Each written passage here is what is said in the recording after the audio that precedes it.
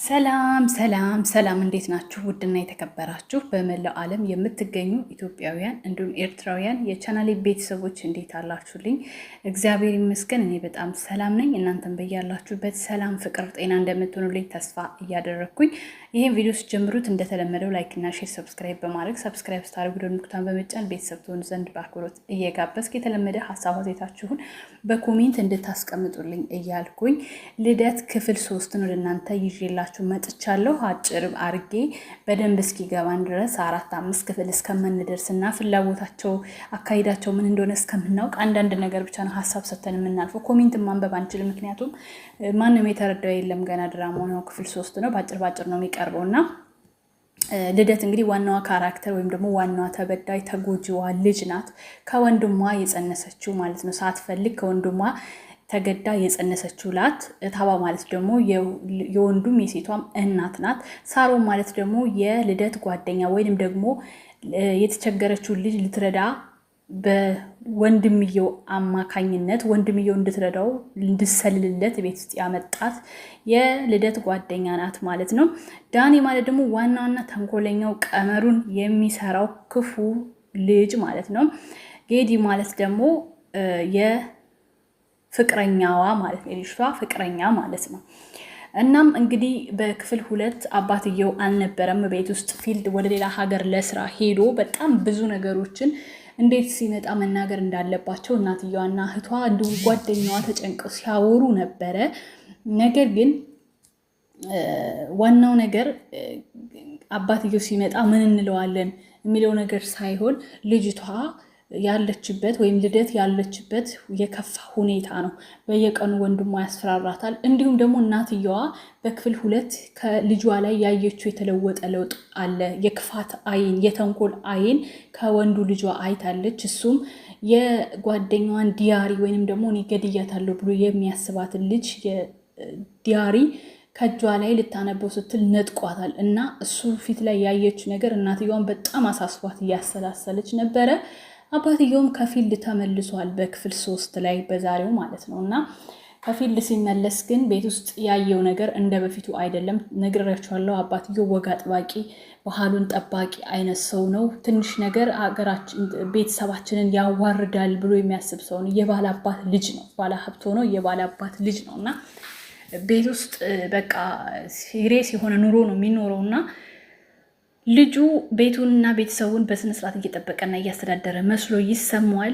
ሴት ልጁ ደግሞ እየተማለች ነው የሚመስለው። ግን በዚህ መካከል የተፈጠረው ነገር አባትየው ፊልድ በሄደበት መካከል ልጅ ሁለቱም ወንዱም ሴቱም ልጁ ናቸው። ግን እሱ አላወቀም።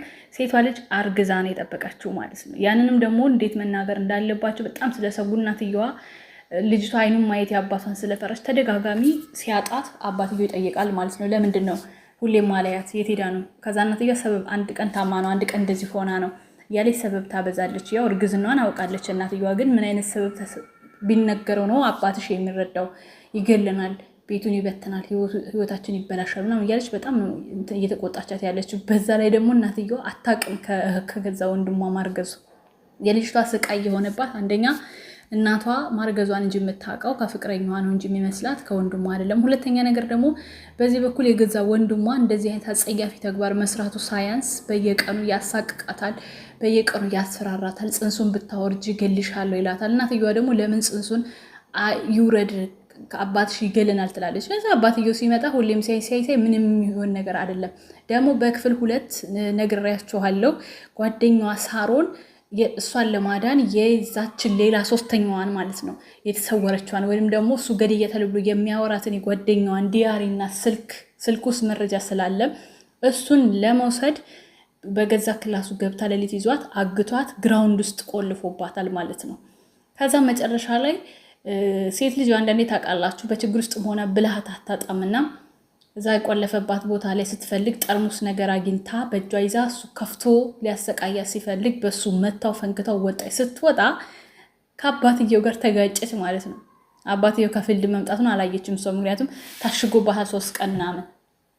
ጓደኛዋ ደግሞ የእሱን ስልክ ያው ማታ ሌሊት ተነጋግረው ነው የወጣችው ከክላስ። ለእናቷ ትነግራታለች። እኔ ዲያሪውን ለማምጣት ስልኳን ለማውጣት እንደሄደች አልተመለሰችም። ምን እንዳደረጋት አላቅም እያለች ለእናቷ እየነገረቻት ነበረ። ሁለተኛ ሰው ማለት ነው፣ አስቡት ወንጀል የሚሰራው። ከዛ ልጅቷ ፈንክተዋ አመለጠች። አባትየው መጣ፣ ከዛ አፈጠጠ። ከዛ ልጅቷ እንደምንም ብሎ የደማውን ሰውነቱን ይዞ ልጆቹ ጋር ሄዶ ቢላዋ ይዞ ሲጮሁ አባትየው ደረሰ። ከዛ አባትየው አበደ። እንዴት ቤተሰቤ እንዴት በዚህ ልክ ሊደፈር ቻለ? ምክንያትክ ምንድን ነው ብሎ ሲጮህ የልደት ጓደኛ ሳሮን እኔ እነግርሃለሁ ብላ እውነቱን ተናገረች። ዲያሪው የጓደኛችን ዲያሪ ላይ በደም የተጨማለቀ ስለሆነ እሱን መደበቅ ፈልጎ ነው። የእሷም ስልክ እሱ እጅ ላይ ስለሆነ እሱን ለመውሰድ ለሊት ገብቼ ነው ያገተኝ ብላ ስትናገር በፍጹም አይደለም፣ እሷ ውሸቷን ነው የመጣችው፣ እኛ ቤት ሌባ ናት፣ አጭበርባሪ ናት እያለ ይናገራል። ከዛ አባትየው በጣም ይናደድና አምጣ ይለዋል ማለት ነው። ዲያሪውን አምጣ ማየት ፈልጋለሁ ብሎ እሺ ብሎ ዲያሪውን ሊፈልግ ሄዶ ነው እንግዲህ መጨረሻ ላይ ያበቃው። በክፍል 3 ምን እንደሚፈጠር በክፍል 4 ይቅርታ ምን እንደሚፈጠር አናቅም። እውነት ሳሮን እድል ቀንቷት ዲያሪውን ታገኛለችን ወይንስ ደግሞ ስልኩንም ዲያሪውን ታገኛለች ወይንስ ደግሞ አሁንም ይዟት እንደገና ያግታታል? ምን ይፈጠራል? ልጁስ በደም እንደተጨመላለቀ ወይም ደግሞ በእህቱ ስቃይ እንደተሳለቀ ይቀጥላል ወይ? ማለት በነገራችን ላይ ድራማው የገሃዱ ዓለም እውነት ነው። ስታስቡት ምናምን ሊዘገንናችሁ ይችላል። ግን አሁን ላይ 99% ሴት ልጅ የምታሳልፈውን ህይወትና ስቃይ ነው እያሳየን ያለው። ብዙዎቻችሁ ምን ሊያስተምር ይችላል ምናምን ብዙ ትችላላችሁ። ግን ድራማ ሲሆን ዘግንኖን በአካል ሲሆን የማይዘገንንን ከሆነ በጣም ከባድ ነው እና እንዲህ አይነቱን አጸያፊ ተግባር በደንብ ልናወግዝ ይገባል። ድራማው ብዙ ነገር ይኖረዋል ብዬ አስባለሁ። ምክንያቱም በአሁኑ ሰዓት በእህቷ፣ በወንድሟ፣ በአጎት፣ በአክስቷ፣ በአያቷ 99% እየተደፈሩ ቤታቸው ውስጥ ቁጭ ያሉ ብዙ እህቶቻችን አሉ። የነሱን ስቃይ የነሱን ጭንቀት ያሳያል ብዬ ነው የማስበው።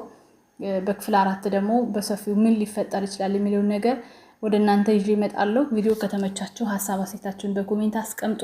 እንዲሁም ደግሞ ልደት ብላችሁ ሰርች አድርጋችሁ ቪዲዮውን እዩት። ስንመካከል እዚህ ጋር እንዲገባን ወይም ደግሞ አብረን ሀሳብ እየሰጠንበት እንድንቀጥል ማለት ድራማው ላይ ምንም አይነት ሀሳብ ስለሌለ ነው ለጊዜው ኮሜንት ምናምን አላነብላችሁ። ምክንያቱም ምንም የተለየ ነገር የለውም። ገና አልገባውም ሰው ራሱ ማለት ነው። የሆነ ሀሳቡ ምን እንደሆነ ምን ሊፈጠር እንደሚችል ምንም አይታወቅም እና ሁሉም ሰው ግራ ስለገባው ነው። ግን ቢያንስ በሰፊው ይመጡበታል ብዬ አስባለሁ። እና ደግሞ ዋናው ነገር እንትኑ ይግባን፣